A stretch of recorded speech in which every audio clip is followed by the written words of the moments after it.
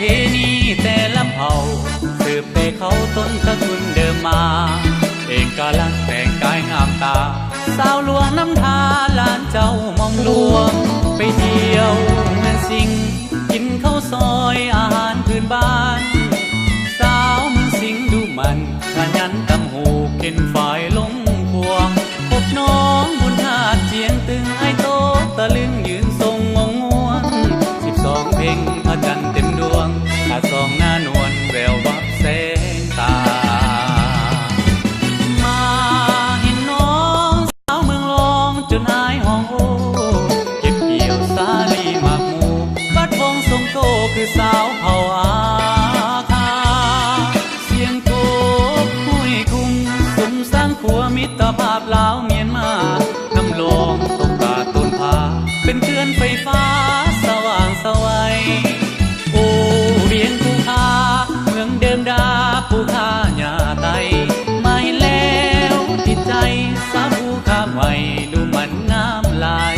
น้องปลูกต้นยางพาราขายเป็นสินค้าทวีรายได้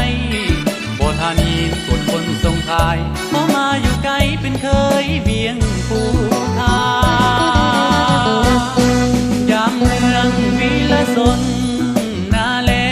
อย่าลืมแวะบ้านเผาทำน้ำกรูดถึงเขตผู้ดอยหลายสุดบ้านลาวสาวพูดอยู่เรียบน้ำทาสามัคคีห่วมเผ่าดีแท้สาวนาแลอ่อนหวานวาจาเสียดายให้มาหอดลาบ่ทันตกกาดำทงนา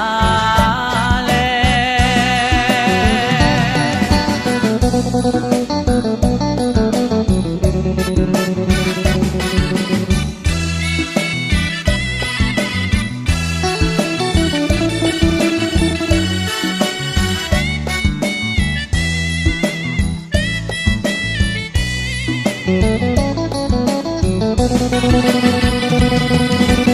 มา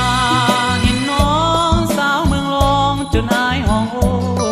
เก็บเกี่ยวสาลีหมากหมู่บัดวงทรงโตคือสาวเผ่าอาคาเสียงโกบห้วยคุ้มสุมสร้างขัวมิตรภาพลาวเมียนมาน้ำลองตกตาต้นพาเป็นเกลือนไฟฟ้าสว่างสวัยโอ้เวียงภูคาเมืองเดิมดาภูคาหญ้าไตไม่แล้วติดใจสาวภูคาใหม่ดูมันงามลายน้องปลูกต้นยางพาราขายเป็นสินค้าทวีรายได้โบธานีกดคนส่งขายพอมาอยู่ไกลเป็นเคย